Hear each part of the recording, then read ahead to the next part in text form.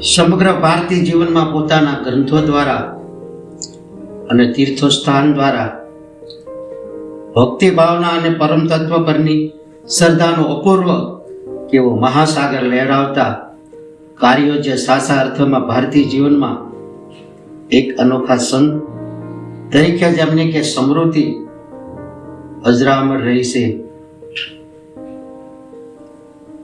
કારણ કે જેની ભારતમાં ચાર દિશામાં કે સનાતન ધર્મના ચાર મઠની સ્થાપના કરી, તો જાણીએ કે કઈ દિશામાં કયા મઠની સ્થાપના કરી અને કોણે આ મઠની સ્થાપના કરી. તો કહેવાય છે કે ઉત્તરમાં એટલે કે ઉત્તરાખંડમાં બદ્રીનાથમાં 34 મઠની સ્થાપના કરી. પછી દક્ષિણમાં એટલે કે દક્ષિણ દિશામાં કર્ણાટકમાં શૃંગેરી મઠની સ્થાપના કરી. પછી પૂર્વ દિશામાં એટલે કે પૂર્વમાં જગન્નાથપુરીમાં કે ગોવર્ધન મઠની સ્થાપના કરી. પછી પશ્ચિમમાં એટલે કે ગુજરાતમાં દ્વારકામાં શારદા પીઠની સ્થાપના કરી. આવી રીતે કે ભારતમાં ચાર દિશામાં સનાતન ધર્મના ચાર મઠની સ્થાપના કરી. એવી મહાન વિભૂતિને આજે આપણે યાદ કરીએ તો એ છે જગતગુરુ આદિ શંકરાચાર્ય. તો કહેવાય છે કે એક દિવસ જગતગુરુ આદિ શંકરાચાર્ય કાશી કામકોટી એક ઝાડ નીચે કે બેઠા હતા અને એવી નિજાનંદની મસ્તીમાં મસ્ત બની અને પ્રકૃતિને નિહાળતા હતા. એમાં કેવા ચાર યુવાનો તેમની પાસે આવ્યા અને દંડવત પ્રણામ કરી ને યુવાનો બેઠા. પછી આદિ શંકરાચાર્યને એક યુવાને પ્રશ્ન કર્યો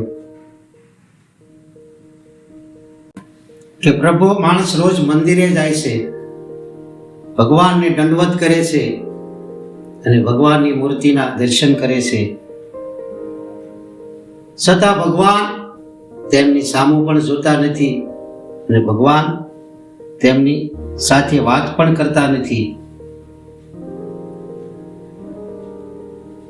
તો પ્રભુ, આ મંદિરે જવાથી શું ફાયદો? આવો કે એક જિજ્ઞાસુનો પ્રશ્ન સાંભળી અને આદિ શંકરાચાર્ય કહે છે કે વાલા, બાળકો રોજ સ્કૂલે જાય એ શા માટે જતા હશે? ત્યારે જિજ્ઞાસુએ કીધું કે પ્રભુ, એ તો શિક્ષણ માટે જાય છે, સામાજિક નોલેજ માટે જાય છે, ને જો એ બાળક સ્કૂલે ન જાય તો એ બાળક અભણ રહી જાય, તેમનું નોલેજ વધે નહીં, એટલે બાળક રોજે સ્કૂલે જતું હોય છે. આવી જિજ્ઞાસુની કે વાત સાંભળી અને શંકરાચાર્ય કે હસતા હસતા કહેશે કે બસ તેવી જ રીતે કે મંદિરે જવાથી શ્રદ્ધા ભક્તિ રૂપી કે નોલેજ વધે છે, આધ્યાત્મિક એટલે આત્મજ્ઞાનની કે જીવનમાં ઝલક આવે છે, અંતર્મુખ થવાનું શિક્ષણ મળે છે. આવી કે આદિ શંકરાચાર્યના મુખમાંથી અમૃતમય વાણી નીકળી અને એ વાણી સાંભળતા જ જિજ્ઞાસુના પ્રશ્નનો એમને જવાબ મળી ગયો. પછી તો કે જિજ્ઞાસુ અંતર્મુખ થઈ અને સત્સંગ સાંભળવા લાગ્યો. ત્યાં કે થોડી વાર થઈ ત્યાં બીજા જિજ્ઞાસુએ પ્રશ્ન કર્યો કે હે પ્રભુ, આમ જોઈએ તો બધાને ખબર છે કે ભગવાનને આપણે ગમે તેવા પ્રકારનો થાળ ધરાવીએ, છતાં ભગવાન એ થાળમાંથી તો કઈ જમતા નથી, છતાં ભગવાનને ધરાવેલા થાળને આપણે પ્રસાદ કહીએ છીએ. તો તેમાંથી ભગવાન શું ગ્રહણ કરતા હશે કે તે પ્રસાદ બની જાય? તો શું પ્રભુ આ એક પ્રકારનું પાખંડ નથી લાગતું? આમાં મને તો કંઈ પણ સમજાતું નથી, એટલે પ્રભુ આપ કૃપા કરી અને મને આ સમજાવો ને અને મારા મનનું સમાધાન થાય તેવું કરો ને. આવો કે જિજ્ઞાસુનો પ્રશ્ન સાંભળી અને આદિ શંકરાચાર્ય તેમને એક દૃષ્ટાંત આપી અને સમજાવે છે. અને એ દૃષ્ટાંતમાં પણ એવો સરસ મજાનો જવાબ આપે છે. એ જવાબ સાંભળતા જ આપણા સર્વનું મનનું સમાધાન થાય એવો સરસ જવાબ છે. એમ કહીને આદિ શંકરાચાર્ય કહે છે કે માની લો એક સોકી લાડવાની ભરી હોય અને સોકીમાંથી થોડા લાડવા લઈ એક બોક્સમાં લઈ અને કોઈ પણ મંદિરે કે ભગવાનને ધરાવવા માટે લઈ જતા હોય અને રસ્તામાં કોઈ જાણીતો માણસ મળે નહીં. માણસ પૂછે કે ભાઈ તમે કઈ તરફ જાઓ છો અને આ તમારા હાથમાં શું છે? એટલે તરત માણસ બોલે કે ભાઈ હું મંદિરે ભગવાનના દર્શન માટે જાઉં છું અને મારા હાથમાં આ લાડવાનું બોક્સ છે.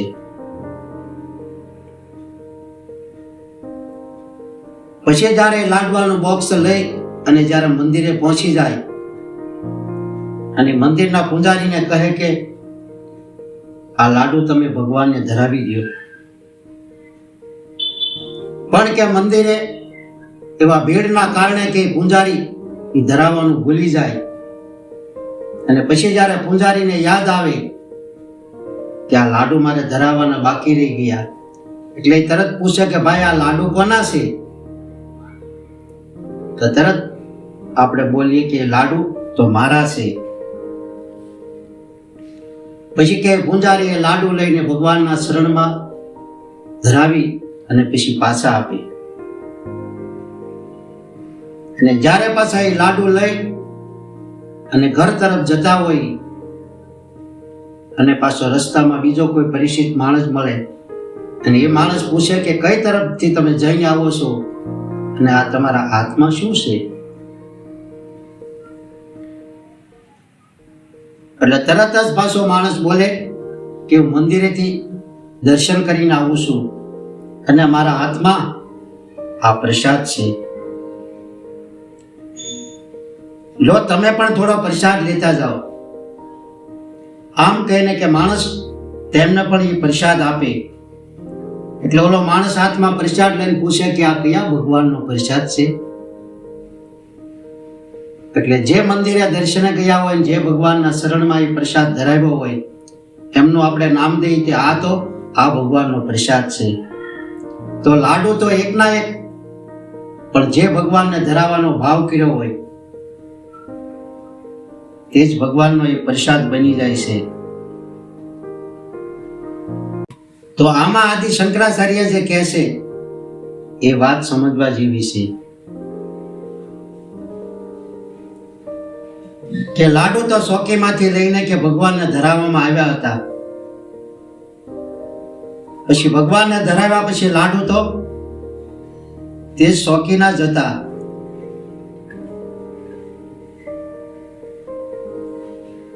એનો કોઈ રંગ નહોતો બદલ્યો, તેમનું રૂપ નહોતું બદલ્યું, છતાં તેમનો સ્વાદ બદલાઈ ગયો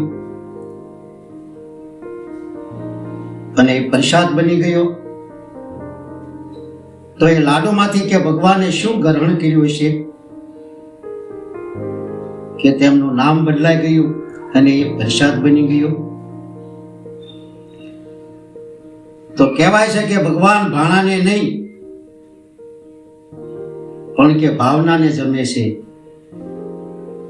કેમ કે લાડુ ભાવથી ભગવાનને શરણે ધરાવવામાં આવ્યો હતો એટલે તેમાં પ્રસાદનો દિવ્ય સ્વાદ આવવા લાગ્યો અને એ પ્રસાદ બની ગયો. પછી ચોકીના જે લાડુ હતા એ લાડુના પણ પીરસવામાં આવતા હતા, પણ એ લાડુનો સ્વાદ ભોજનના રૂપમાં હતો. અને લાડુ જ્યારે જમનારા જમતા હતા અને જમતા જમતા કે લાડુ થોડો ઘણો એમાંથી વધતો હતો તો તેમને કોઈ હેઠામાં લેવામાં આવતો હતો અને જે એ શોખીમાંથી કે લાડુ લઈ અને ભગવાનને ધરાવવામાં જે આવ્યા હતા અને તે લાડુ કે પ્રસાદના રૂપમાં બની ગયા હતા, ત્યારે એને પ્રસાદના રૂપમાં જે જમતા હતા અને એ લાડુ થોડો ઘણો નીચે પણ પડી જતો હતો, તો તેમને ભાવનાથી લઈ અને તેમને જમતા હતા.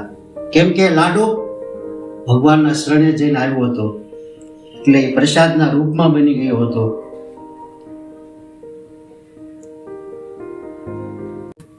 એટલે ભગવાનનો પ્રસાદ કે ખાવાથી નિર્મળ સ્વભાવ અને શીલવાન બને છે, અહંકાર રહિત નિર્મળ મનનો બને છે.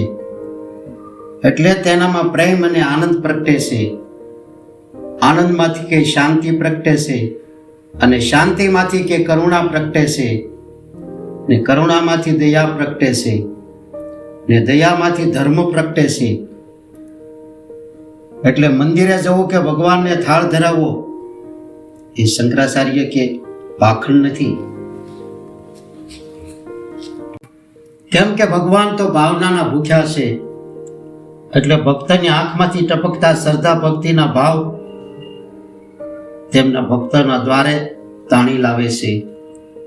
અને ભક્ત જ્યારે કે પરમાત્માને પુકાર કરે છે, ત્યારે કે પરમાત્મા એવી રાસલીલા છોડી અને ભક્તના દ્વારે દોડતા આવે છે.